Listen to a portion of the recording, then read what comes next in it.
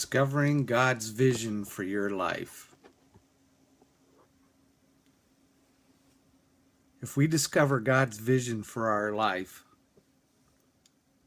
and realize that He's the one that enables us and makes it available for His life to abound in us, it changes everything, because no longer do we need to figure out how we can make things work together for good in our lives, because that's His promise, that all things work together for good to them that love God.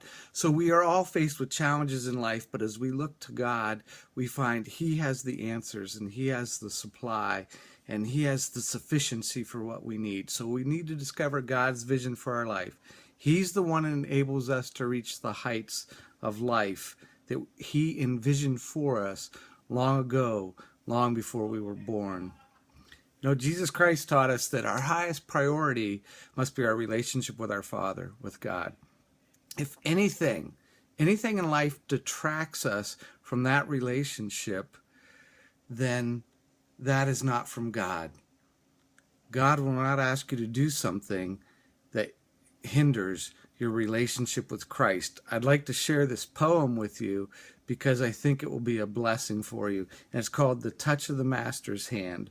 'Twas battered and scarred, and the auctioneer thought it scarcely worth his while to waste much time on the old violin, and held it up with a smile. But he did hold it up with a smile. And he says, "What am I bidding, good folks?" he cried. "Who will start the bidding for me? $1, $2, maybe $3.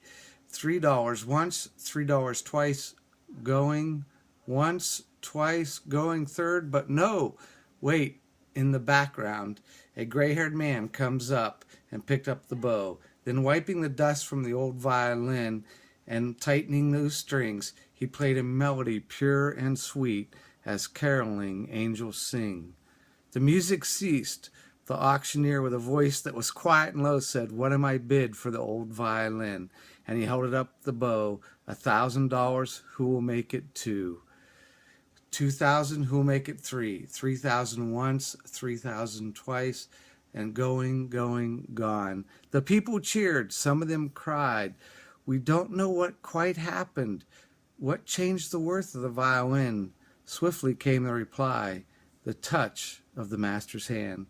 And many a man with a life out of tune and battered and scarred with sin is oxen cheap to the thoughtless crowd. But much like the old violin, a mess of pottage, a glass of wine, a game, he travels on. He's going, and he travels on. He's going once, he's going twice, he's almost gone.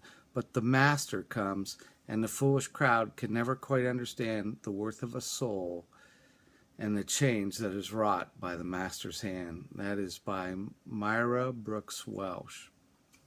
So we need to discover God's vision for our life. He's the one who enables us to reach the potential that He designed for us to reach. And our highest priority, as I said earlier, is our relationship with God, and that's what He always taught us. Revival. So I want to speak about revival a little bit here. Revival happens when the Word of God becomes living and true to the individual. When that Word of God starts living in your heart and life, that's when revival really begins to happen. See, as far as our ability, that doesn't count, because it's God's ability. Because there's a statement that He doesn't call the qualified, He qualifies those He calls. So we want to connect with our Father in a personal and dynamic way so that we live the potential our lives have to be lived. There's a statement by Henry Blackaby that says, if Christians around the world were to suddenly renounce their personal agendas, their life goals, their aspirations, and begin responding in radical obedience to everything God showed them, the world would be turned upside down. How do we know? Because that's what the first century church did, and the world is still talking about it. There's another statement that goes with this: we cannot stay where we are and go with God. It's not about sitting at a red light or sitting in life and doing nothing. It's about moving ahead with what He has for us. So you cannot stay where you're at. You have to continue, I'm going to correct myself. You can't continue doing the same things the same old way you've done them. Your thinking cannot stay the same. Your thinking has to change. Your action has to change. Your connection with your Father must deepen so His river of life connects into your life. For us to do the will of God, we must adjust our life, come in alignment with Him for His purposes and His way.